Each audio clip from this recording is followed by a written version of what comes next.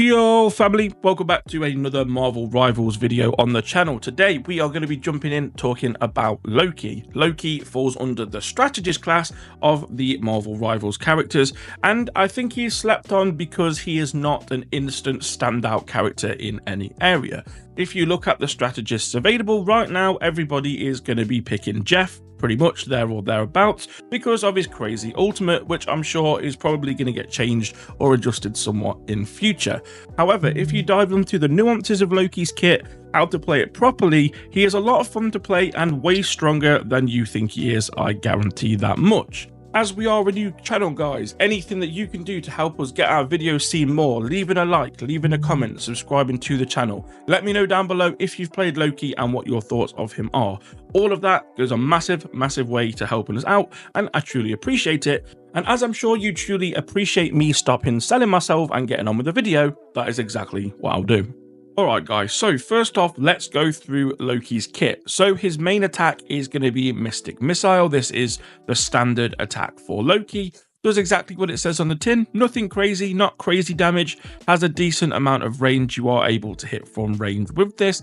And you kind of want to play in that mid to long range with Loki. If you get pushed too hard by any tanks or anything like that, you are going to have a bit of a bad time of it, so you do want to make sure that you're playing at that sort of mid to long range with him. Like I said, he isn't a long range character, so obviously you don't want to be like Hawkeye far back, but you know, keep a safe distance, because if you do get pushed too hard, you don't have too much in terms of close range kit. His ultimate is one of the crazy things. Now you will be seeing in a clip, if you haven't seen so in the background already, me taking advantage of Loki's God of Mischief ultimate. Now what this allows you to do is pick an ally or enemy, so you can use anybody on the field at all, and you'll be able to copy all of their abilities and become that character, all except for any team up synergies that they have. So as you'll have seen in the clip, I was literally left on the zone by myself and was being pushed by a Venom. Now, as I've just said, that is not an ideal situation for a Loki to be in. But I copied him and managed to win the fight by beating him at his own game. So that kind of situation, if you need to copy a strategist, somebody that has a little bit more healing than what you have as Loki, you can do that to save your team, heal them up.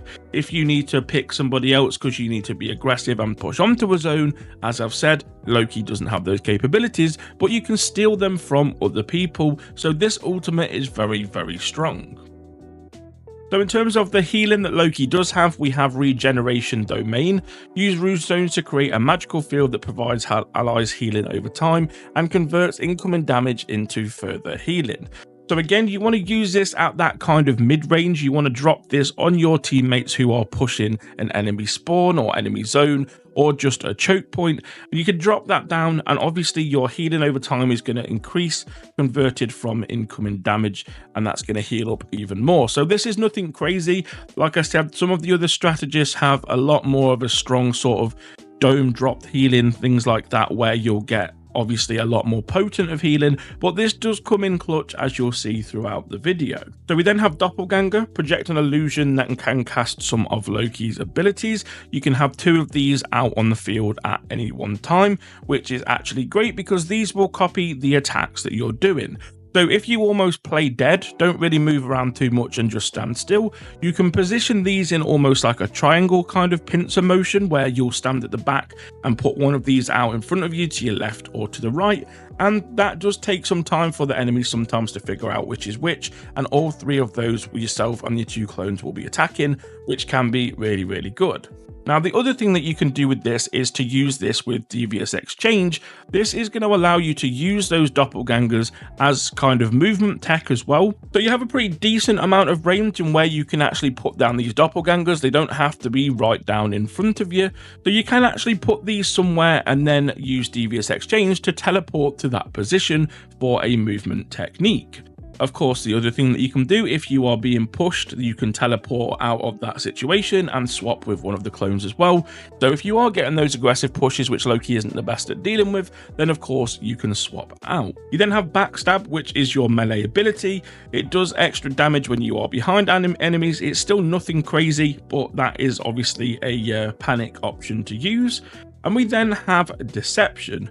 so you can become invisible and conjure an illusion to deceive enemies. Essentially, guys, this is your option at getting a third Loki clone.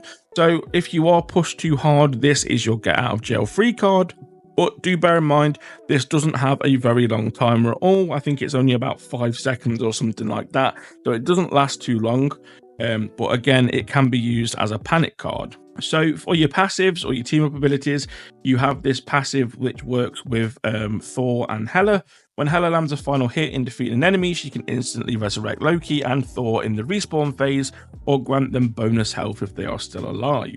So that's Loki's kit, guys. Now, as I said, it doesn't even sound, crazy when I talk about it. Obviously, in the recent Moon Knight video that I did, that was a little bit more of a wow factor just because he does so much damage with his ricochet.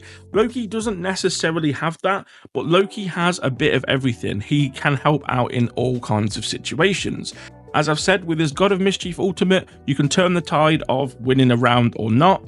And that all comes down to how smart you are with picking the person's ultimate that you copy, or the person that you turn into's copy, should I say. Obviously, with the clones as well, if you're already in a fight with somebody and you just drop a clone down in front of them, of course, that isn't going to be too great. However, if you space these out around the arena and they're taking damage from them, they're going to want to get those clones killed regardless of whether they know it's you or not.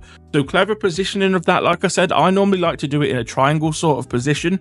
That way, obviously, they're not too close together, so they're going to have to bridge that gap and take damage in doing so anyway. If you get into trouble, you can always use the devious exchange to switch to another one and keep yourself alive. And if you're getting pushed that hard, you can obviously go for your deception and get out of there as well. Again, healing needs to be used whenever your team need healing, but it's best used, like I said, at that sort of mid-range as your team are pushing in to cap a zone or to clear out a choke point of enemies.